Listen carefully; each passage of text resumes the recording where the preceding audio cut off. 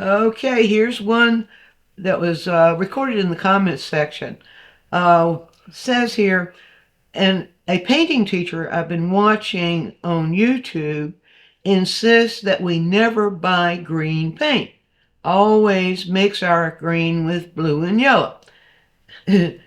What is your position on that? And if you do use green, what is your favorite green?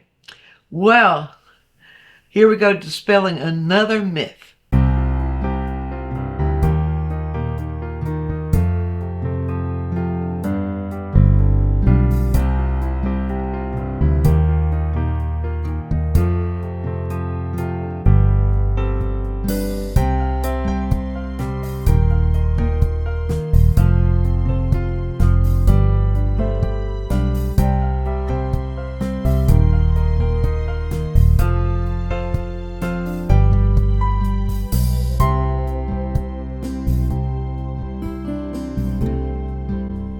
Well, I try to be kind to other teachers on YouTube, other painting teachers on YouTube, who I might disagree with. But when those tell you never do this or never do that, I might have something to say about it.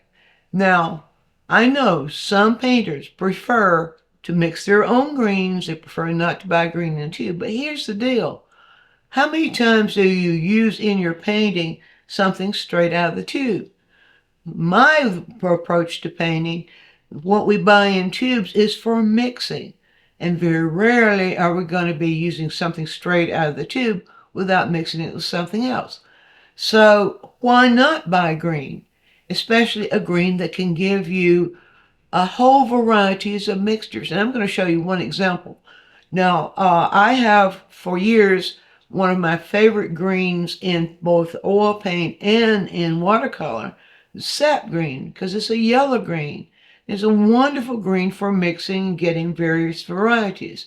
But my favorite sap green was made by the Daniel Smith Company. They quit making oil paints and are only making watercolor now. So I had to find a way to mix that. And in finding that, I was influenced by Richard Schmid to try the Rembrandt Viridian. This is a blue-green. It's a very dark, transparent blue-green. I never use it just straight out of the tube, but oh my, what beautiful mixtures it can give. And I'm just going to go through a few of those with you and introduce you, if you don't already know, introduce you to the Rembrandt Viridian potential and show you that it's not necessary to cull down your mixtures just because somebody's got an attitude. I'll probably get flack about that one, but I don't care. So here we go. First of all, dampen my brush and get it ready to go. I'm going to pull this. I've got the Viridian right here. You see how dark it is. Now, there are other companies that make Viridian, and you may have your preference for one of those. Gamlin, I know, makes one. I don't think it's quite as deep and transparent as this one. And now Jerry's Art Aroma is making their own brand of paint, and I've forgotten exactly what it's called, but their Viridian doesn't quite meet my requirements, but those two are two possibilities of the professional or artist grade oils. So first of all, I'm going to show you just the Viridian by itself, and honestly, by itself, it doesn't appeal to me at all. It's a very it's as highly saturated in blue-green here on the color wheel. It's highly saturated as a color that dark can be. Now I'm going to pull down some other colors now and begin to show you some potential here, though. That it is one of the most versatile colors I have worked with. And at the same time, when it starts out, it's one that I never work with. So let's first of all look at what happens when we mix it with yellow. Now remember, this is blue-green. This is green right here on color wheel. So let's see. Now I can pick up a bit of the Hansa yellow, which is highly saturated, mix it into Viridian, and it begins to go more towards what we read as green. Let's get that. It looks pretty close right there. So we would call, well, just a little bit more yellow in that. I put it on the canvas and it, there we go. So that begins to read more towards green, of course, and that's really as saturated as the color of that value can be. And so I'll add more of the yellow to it, and I can get the yellow green here, you see. So already we see that just with the blue-green, we can not only get blue-green, but we can also get the green and the yellow. Now, if I go the other direction, I'm going to rinse out my brush really, really good for high saturation. If I go in the other direction and add ultramarine blue, is a blue that leans a little bit towards violet. I'm sure all of you are familiar with ultramarine blue. Some people have, some manufacturers have different versions. I won't go into that. So I'll just take a bit, to get this over here like this. Get these side by side. Take a bit of ultramarine blue now and add into the Viridian. And we get this blue-green. It's leaning more towards blue now, but that resembles phthalo blue, doesn't it? And so with that, I'll do a lighter version of it. Well, I'll just pull the edges of white right here. Let's do a lighter version of that to show you what we can get here. So there's a lighter version, and we can mix by varying proportions of the mixture. We can get strokes that lean a little bit more towards the green of the blue-green, and then we can get strokes that move a little bit more towards blue. And this might remind you of some colors that you might observe in the ocean waters. This is to get a little bit lighter and to show you potential. That's just showing you potential here for what mixes, look at that, what mixes with Viridian can do. So already we've seen that variety. We've seen that hue-wise,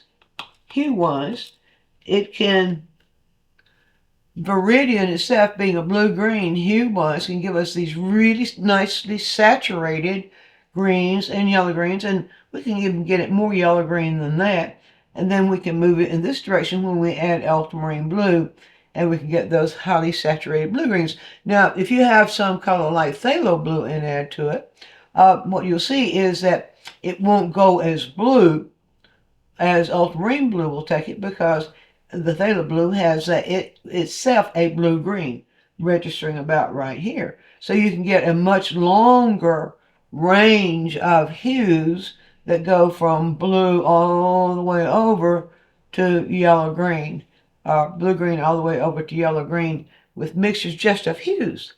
Now let's go another direction. So with saturation, now blue-green has as its complement red-orange. So that means that they neutralize each other. Well, I have red-orange here. I'll pull it down right here. That's also a Rembrandt color called, I'll get a tube over here and show you, transparent oxide red. This is what it looks like in the tube. So if I mix the blue-green with a little bit of transparent oxide red, not very much, but just, I would say, in about a proportion of 1 part transparent oxide red to about 2 parts of blue-green. And I'll show you what we get. Now rinse the brush. Rinse the brush real good to be sure we get all that color out. And of course, anytime we rinse a brush, we always squeeze the dickens out of it to be sure that we have every bit of that solvent out of the brush. Okay, now here, you can see what happens here. Here is that mixture. Can you see? That goes, it's a very, very dark yellow-green. Now, if I can then, we go over here and pull up some pure yellow, put it right here, then add just a tad of yellow into that. Well, I'll get a different mixture every time. I can then get a higher value of yellow-green. Now notice something. This yellow-green is less saturated than this yellow-green. So we've got that kind of range that we can work in. In fact, this yellow-green is closer to what we might see in nature. We can vary that too. We can vary that more towards green by going back and adding the more saturated version to it. And so that would give us something like that. So these are just some samples of ways that we can go there, with starting with Viridian, all the possibilities that Viridian can give us. You already know, you see, I hope you will see here, that if you started out with blue, which would probably be phthalo blue because ultramarine blue leans more towards violet, and it's not going to give you that range. It's going to start desaturating when you start adding yellow to it to get a green, because the leaning more towards violet, it's got that little bit of violet in it that causes it to go a little duller. But phthalo blue will, to a point, give you a similar result as ultramarine blue, but it stops right here at the blue-green as far as moving towards the blue. So you can get a much broader range of hues if you start with a mixture of the Rembrandt Viridian. Now, I'll show you another direction we can take that. And by the way, I can take that into even a more saturated version if I need it. Need it more desaturated. I'm trying to say more. If I need it more desaturated, like an olive green, well, I can get something like that. You see, so we've got that full range now. We're getting into that range of being able to move from yellow-green all the way over to green-blue or blue-green, and also now beginning to move towards the neutrals and towards the neutrals in green. So I have one other I want to show you, that you can go throughout your palette of colors and try out mixtures with Viridian and find different ways that you can, different kinds of greens that you can form. So green is a family that includes blue-green all the way over to yellow-green. It's not just a single hue. So I'm going to pull out now. You look on the color wheel, we have the blue-green and the red-orange that are complements, but blue-violet will also desaturate to a point, but it does something else that's really fun too, and I want to show you that. And by the way, the reason I said can desaturate to a point, we have the red and the blue-violet that will desaturate the green and blue-green. The violet in the red-violet will then, the blue in the red-violet, and the blue and the blue-green will mix together, and you're going to see what we get there. So I'm going to pull out some red-violet now. And my red violet of choice is quinacridone violet. So I'll pull that out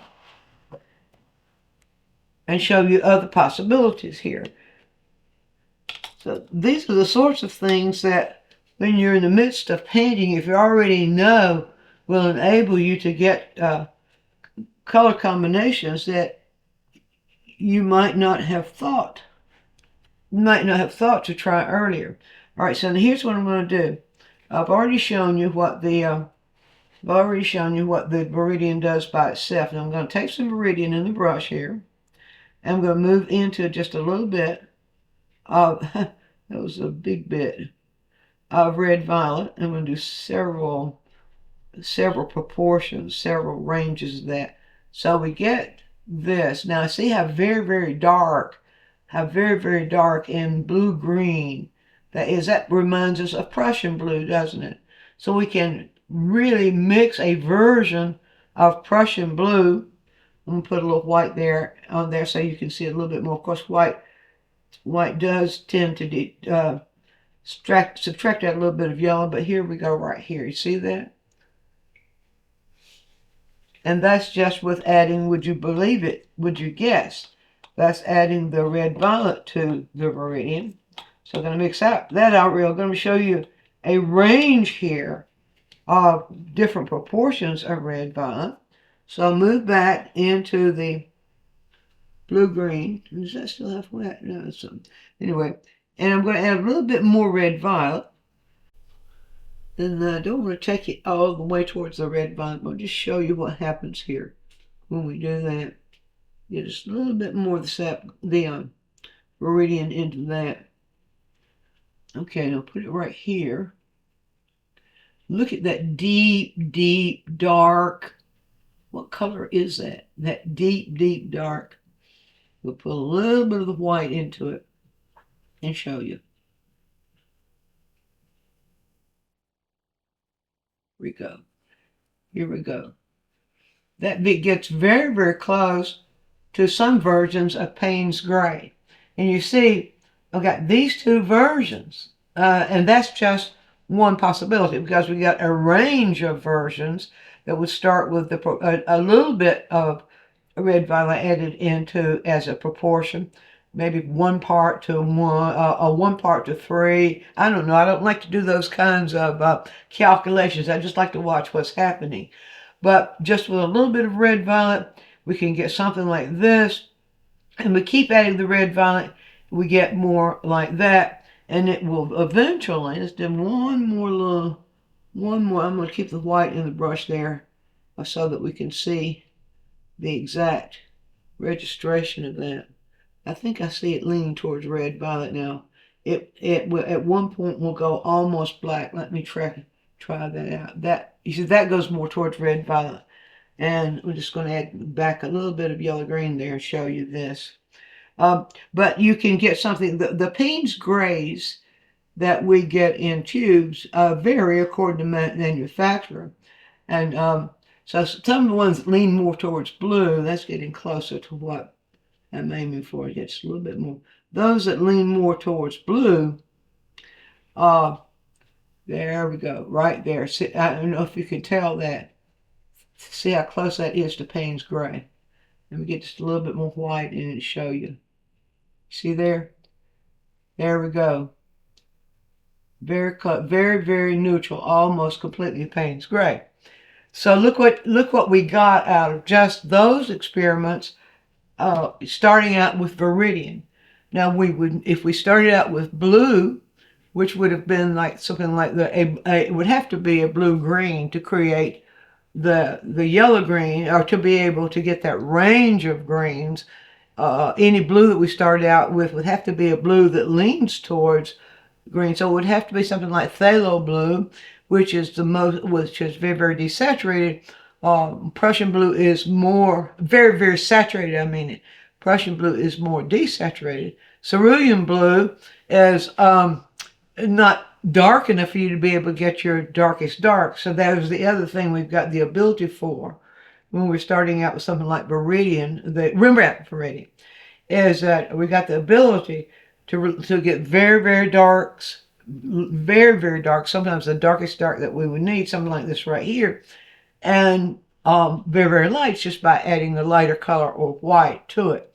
So we've got, that's my case against limiting or trying to get all of your greens from blue and yellow, because we've got that expansion that we can get if we get a tube of something like Viridian.